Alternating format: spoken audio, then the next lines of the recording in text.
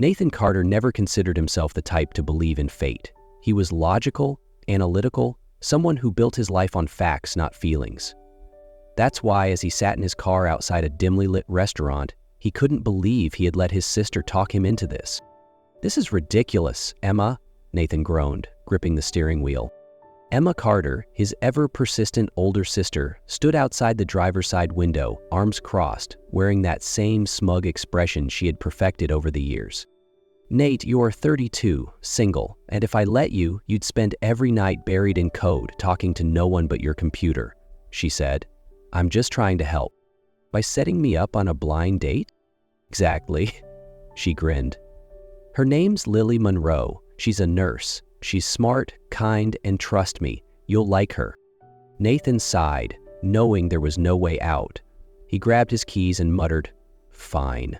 But this is the last time." Emma smirked. "Sure it is." As Nathan stepped into the warm glow of the restaurant, he reminded himself to keep it simple, smile, be polite, end the night quickly. But as soon as he spotted the woman sitting at the corner table, his plan unraveled. Because the moment he saw Lily Monroe, something in his mind clicked. A memory just out of reach. He had seen her before. And then it hit him. She wasn't just any nurse. She was his nurse. Nathan slowed his steps, his heartbeat quickening as his eyes locked onto the woman sitting at the corner table. Lily Monroe. She wasn't dramatically different from his memory. Same soft eyes, the same neatly tied back hair, the same quiet composure. But Nathan couldn't shake the feeling. He knew her. He took a steadying breath. Maybe I'm mistaken. Maybe it's just a coincidence. But as he approached, Lily glanced up, and for a split second, something flickered in her eyes. Hesitation, recognition. Then, just as quickly, it was gone. She smiled and stood, extending her hand. "Nathan," she said, her voice gentle. He shook her hand, holding it just a little longer than necessary. "Lily, nice to meet you." They sat down, a brief silence settling between them before Lily spoke. "Emma says you're some kind of tech genius?" Her tone was playful, teasing. Nathan chuckled, shaking his head. "Genius is a stretch. I run a software company. Nothing too exciting." "Already more impressive than me," Lily replied. "I'm just a nurse." Nathan raised an eyebrow. "Just a nurse? Pretty sure saving lives beats staring at a screen all day." She smiled, but there was a flicker of something, uncertainty, maybe discomfort. He caught it, but chose not to press. Instead, he asked, "So, how did Emma rope you into this?" Lily laughed softly, a genuine sound. "One of my patients is friends with her. Apparently, you're a nice guy, but tragically unavailable. So I figured, why not?" Nathan smirked. "Tragically unavailable, huh?" "Do you think it's true?" she asked, tilting her head slightly. Nathan wanted to deny it, but deep down, he knew it wasn't far from the truth. For the past 3 years, he had buried himself in work, keeping relationships at arm's length. He sighed. "I guess. I let myself stay busy." Lily nodded, something knowing in her gaze. Everyone's running from something. The comment landed heavier than he expected, an unspoken weight settling between them. He wasn't sure how to respond, wasn't sure if he should respond. Then, suddenly, a memory surfaced. Hospital hallways, the sterile smell of disinfectant, a gentle hand adjusting his blanket when he couldn't move on his own. Nathan blinked, staring at Lily more intently. The pieces of the puzzle began falling into place. "You were there," he murmured, voice dropping. Lily froze. "What?" 3 years ago, after my car accident, you were my nurse." She didn't respond right away, but her fingers tightened slightly around her glass. Then she smiled. Too carefully, too controlled. "You're mistaken," she said firmly. "We've never met before tonight." Nathan leaned back in his chair, watching Lily closely. She was lying. He didn't know why, but he knew she remembered him. She just didn't want to admit it. "Are you sure?" Nathan asked, his voice quieter now. Lily's polite smile didn't waver. "I think I'd remember if we had met before." But he caught it, the slight tension in her hands, the brief flicker in her eyes, before she looked away. Nathan nodded slowly. He knew pressing her now wouldn't get him anywhere. If she wasn't ready to talk, she wouldn't. "All right," he said, taking a sip of water. "Maybe I'm mistaken." Lily visibly relaxed as he steered the conversation elsewhere. They talked about their careers, travel, and books, but the thought never left Nathan's mind. Something was being left unsaid. That night, sitting in his car, Nathan opened an old folder on his phone labeled Recovery. Inside were photos from his time in the hospital, his totaled car, medical bills, a blurry selfie Emma had taken of him in a wheelchair. He scrolled through them all, stopping at the one image that made his breath hitch. On the bedside table was his hospital bracelet, and beside it a small note with delicate handwriting. "Stay strong, Nathan. The road ahead is hard, but you're harder to break." Nathan inhaled deeply. No other nurse had done this for him. It had to be Lily. He stared at the words for a long time before finally grabbing his phone. Without overthinking, he called her. She picked up on the third ring. "Nathan?" She sounded surprised. "I don't mean to make things weird," he began, keeping his tone as light as possible. "But I can't stop thinking about this." There was a pause on the other end. "I don't know what you mean," Lily said, her voice steady. "Lily, you wrote me a note," Nathan pressed, staring at the picture on his screen. "A small message on my bedside table. I still have it." She inhaled sharply, her fingers trembling slightly against her glass.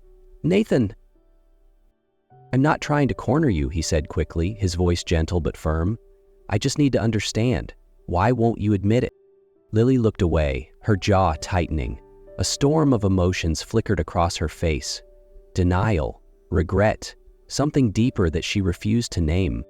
Finally, she exhaled, her voice barely above a whisper.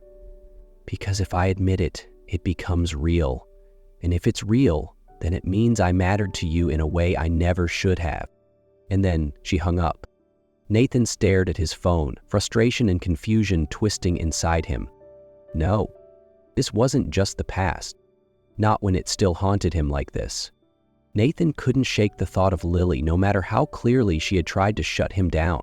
If the past didn't matter, why had she reacted the way she did? What was she hiding? For the next few days, he kept his distance, but the questions lingered. This wasn't just a coincidence, and he knew it. One afternoon, during his lunch break, Nathan stopped by a small cafe near the hospital where Lily worked.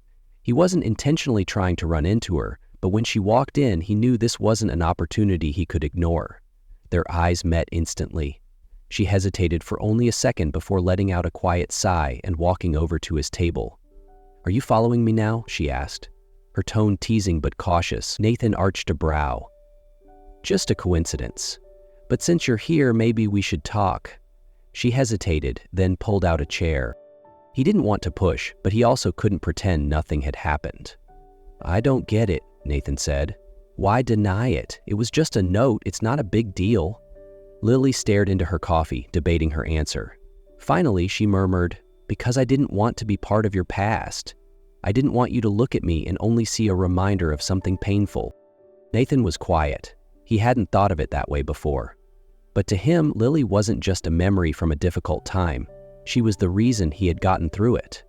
He looked at her, and for the first time he saw the hesitation in her eyes, the uncertainty. "Lily, you weren't just someone who took care of me when I was weak. You were the reason I stood back up." She lifted her gaze to his, something unreadable flickering across her face. Not a denial, but not acceptance either. "I don't know, Nathan," she admitted softly.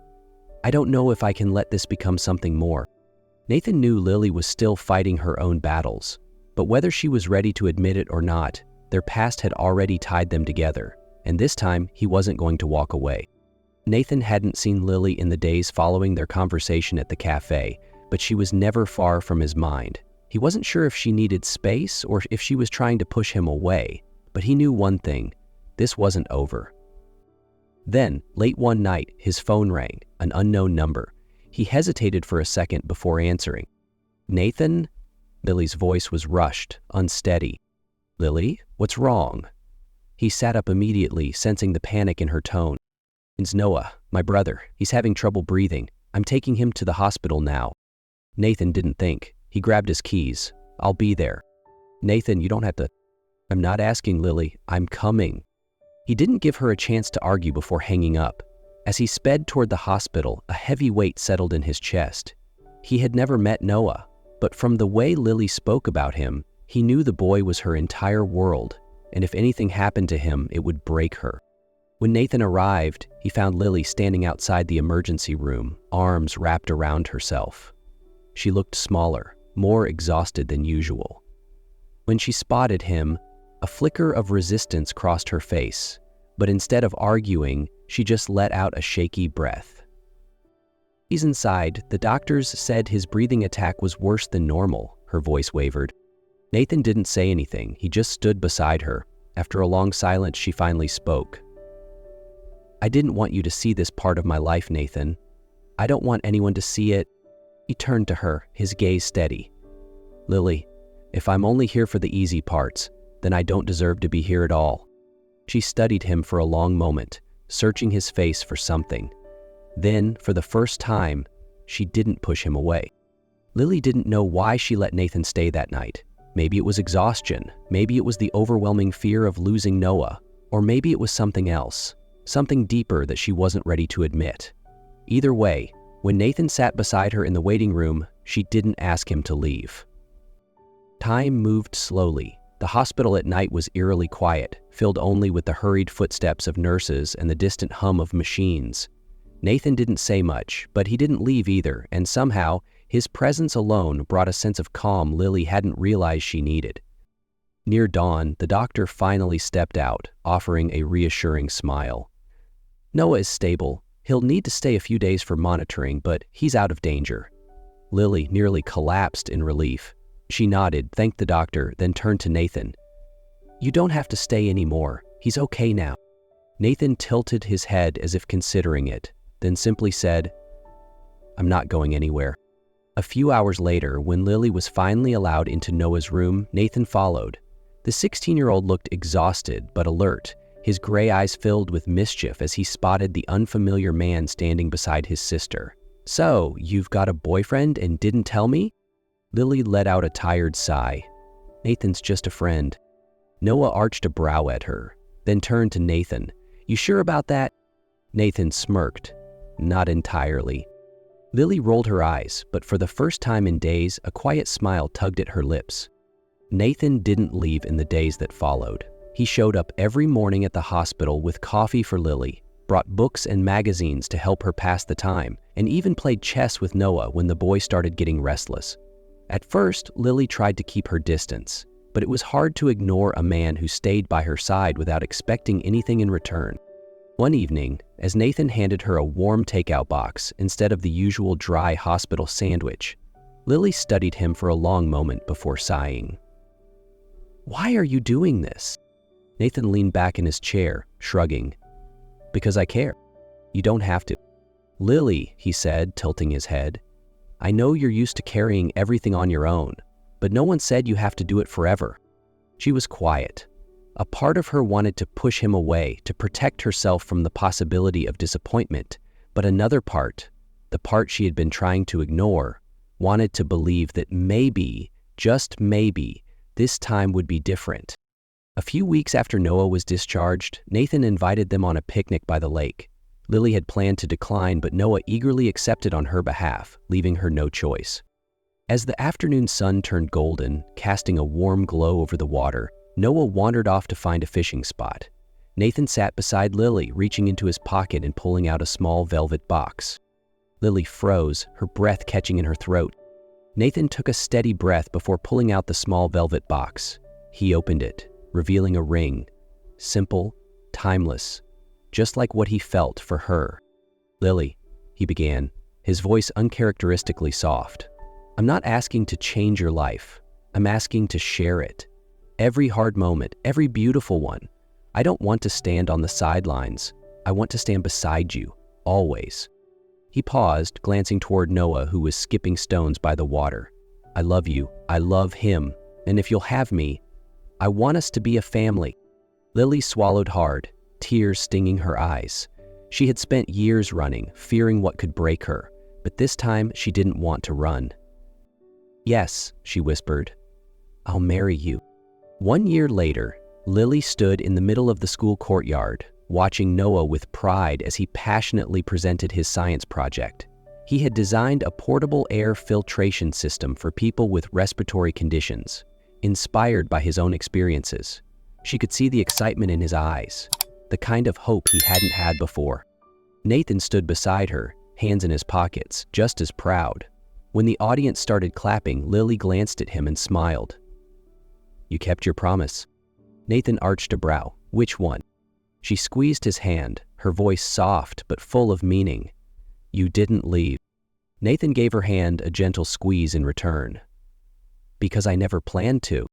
After the exhibition, the three of them walked back to the car. Noah clutched his most innovative idea medal, beaming as he explained every tiny detail of his presentation. When they arrived home, he rushed inside, leaving Lily and Nathan standing outside, the golden hues of sunset casting a warm glow over everything. Lily turned to Nathan, her heart full in a way she had never let it be before. "Thank you," she said quietly, her voice laced with sincerity. Nathan tilted his head. "For what?" She smiled, a lightness in her chest she hadn't felt in years. "For staying. For becoming someone I could trust." Nathan reached out, tucking a stray strand of hair behind her ear. "Lily, I told you. We're a family."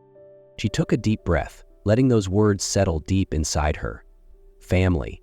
It had once felt like an impossible dream, but now, with Nathan and Noah, she realized she didn't have to carry everything alone anymore. For the first time in years, Lily truly believed that her happiness could last.